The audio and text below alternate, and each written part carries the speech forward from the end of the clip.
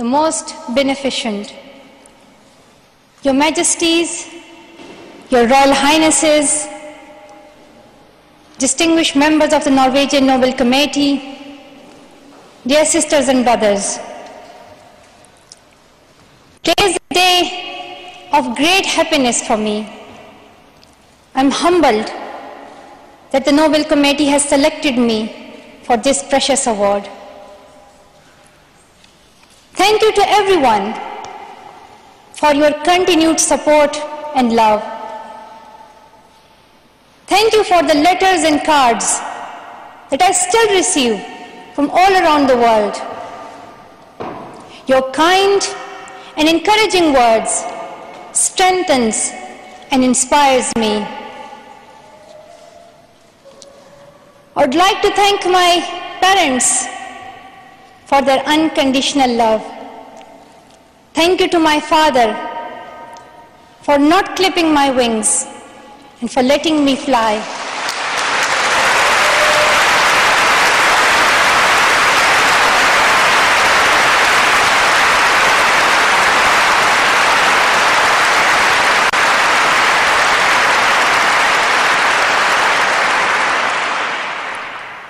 Thank you to my mother for inspiring me to be patient and to always speak the truth, which we strongly believe is the true message of Islam.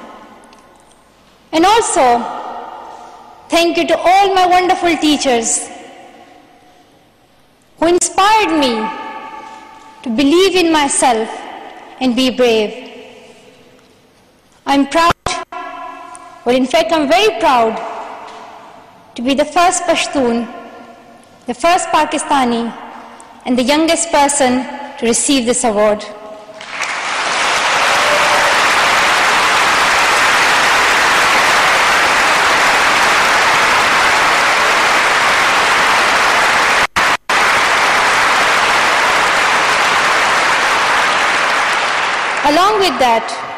Along with that, I'm pretty certain that I'm also the first recipient of the Nobel Peace Prize who still fights with her younger brothers. I want there to be peace everywhere, but my brothers and I are still working on that.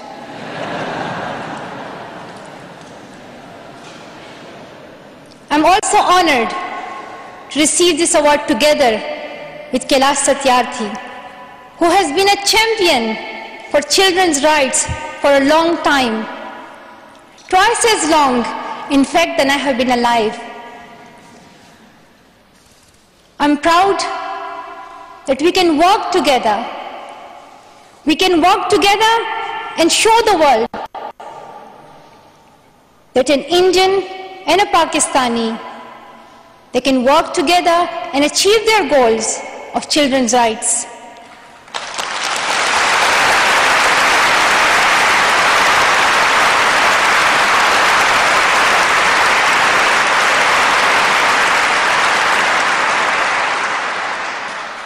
Dear brothers and sisters, I was named after the inspirational Malala of Mewand, who is the Pashtun Joan of Arc. The word Malala means grief-stricken, sad. But in order to lend some happiness to it, my grandfather would always call me Malala, the happiest girl in the world. And today, I'm very happy that we are together fighting for an important cause. This award is not just for me. It is for those forgotten children who want education. It is for those frightened children who want peace. It is for those voiceless children who want change. I'm here to stand up for their rights, to raise their voice. It is not time to pity them. It is not time to pity them. It is time to take action. So it becomes the last time. The last time. So it becomes the last time that we see a child deprived of education.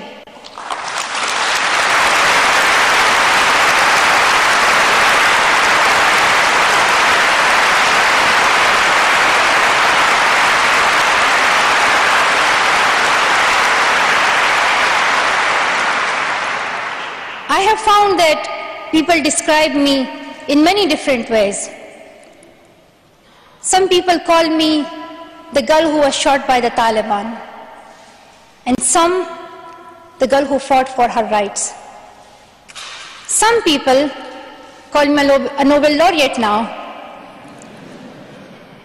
However, my brothers still call me that annoying bossy sister. As far as I know, I'm just a committed and even stubborn person who wants to see every child getting quality education, who wants to see women having equal rights, and who wants peace in every corner of the world.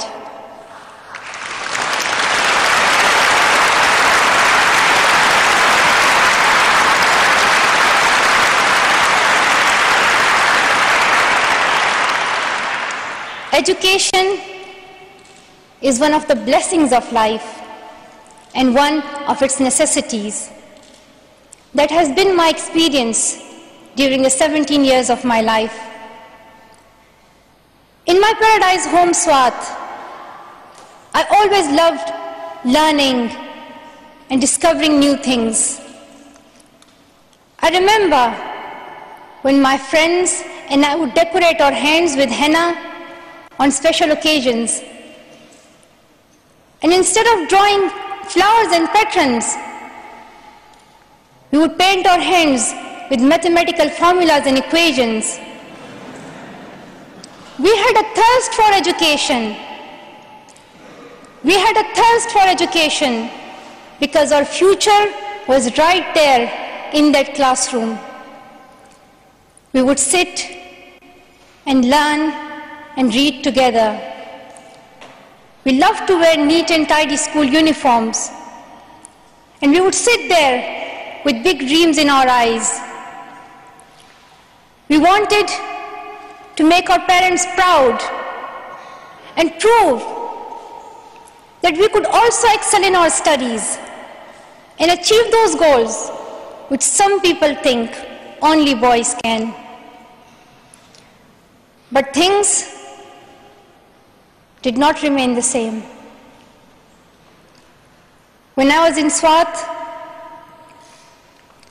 which was a place of tourism and beauty, suddenly changed into a place of terrorism.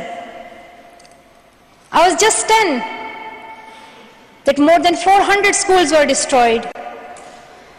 Women were flogged. People were killed. And our beautiful dreams turned into nightmares. Education went from being a right to being a crime. Girls were stopped from going to school. When my world suddenly changed, my priorities changed too. I had two options. One was to remain silent and wait to be killed. And the second was to speak up and then be killed. I chose the second one. I decided to speak up.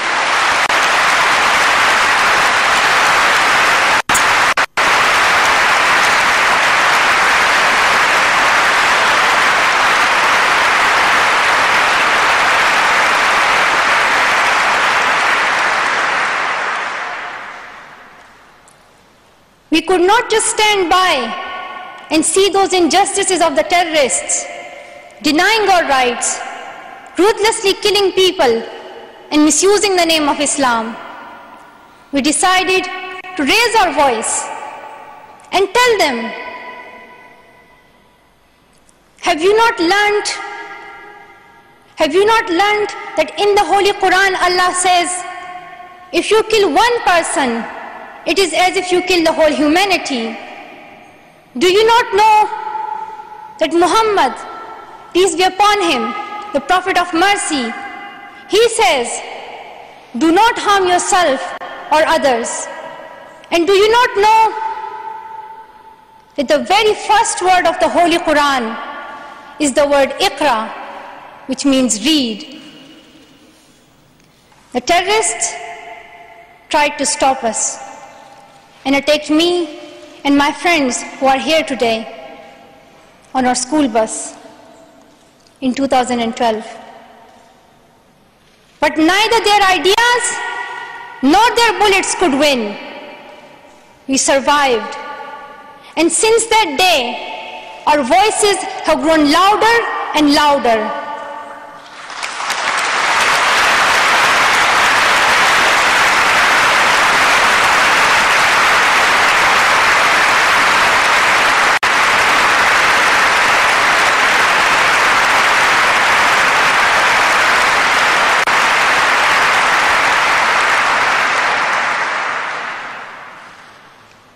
I tell my story not because it is unique, but because it is not. It is the story of many girls. Today, I tell their stories too. I have brought with me some of my sisters from Pakistan, from Nigeria, and from Syria who share this story. My brave sisters, Shazia and Kainat, who were also shot that day on our school bus, but they have not stopped learning. And my brave sister, Kainat Somro, who went through severe abuse and extreme violence. Even her brother was killed, but she did not succumb. Also my sisters here, whom I have met during my Malala Fund campaign. My 16-year-old courageous sister, Mozoon, from Syria, who now lives in Jordan as a refugee. And she goes from tent to tent, encouraging girls and boys to learn. And my sister, Amina, from the north of Nigeria, where Boko Haram threatens and stops girls and even kidnaps girls just for wanting to go to school. Though I appear as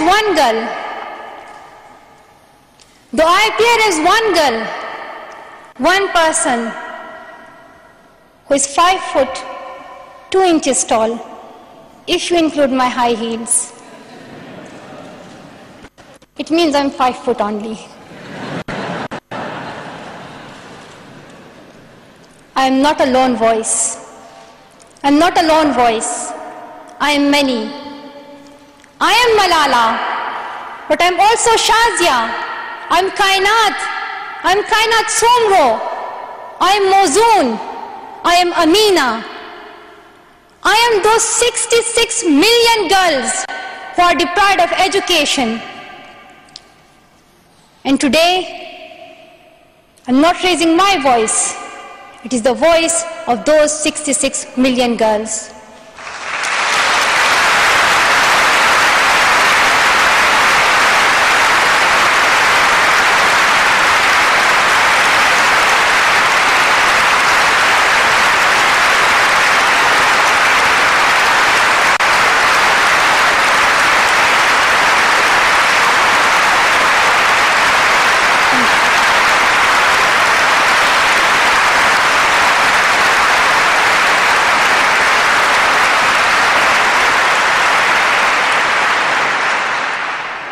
Sometimes people like to ask me, why should girls go to school?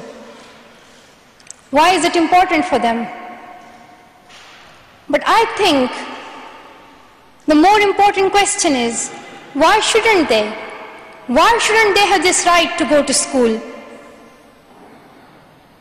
Dear brothers and sisters, today, in half of the world, we see rapid progress and development. However, there are many countries where millions still suffer from the very old problems of war, poverty, and injustice. We still see conflicts in which innocent people lose their lives and children become orphans.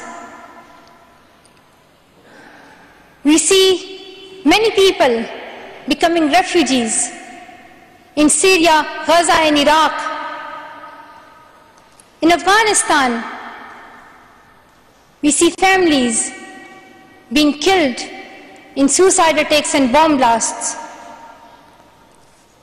Many children in Africa do not have access to education because of poverty. And as I said, we still see girls who have no freedom to go to school in the north of Nigeria. Many children in countries like Pakistan and India, as Kailash Satyarthi mentioned, many children, especially in India and Pakistan, are deprived of their right to education because of social taboos, or they have been forced into child marriage or into child labor. One of my very good school friends, the same age as me, who has always been bold and confident girl, dreamed of becoming a doctor. But her dream remained a dream. At the age of 12, she was forced to get married. And then soon, she had a son. She had a child. When she herself was a child, only 14. I know that she could have been a very good doctor, but she couldn't because she was a girl. Her story is why I dedicate the Nobel Peace Prize money to the Malala Fund to help give girls quality education everywhere, anywhere in the world, and to raise their voices. The first place this funding will go to is where my heart is, to build schools in Pakistan.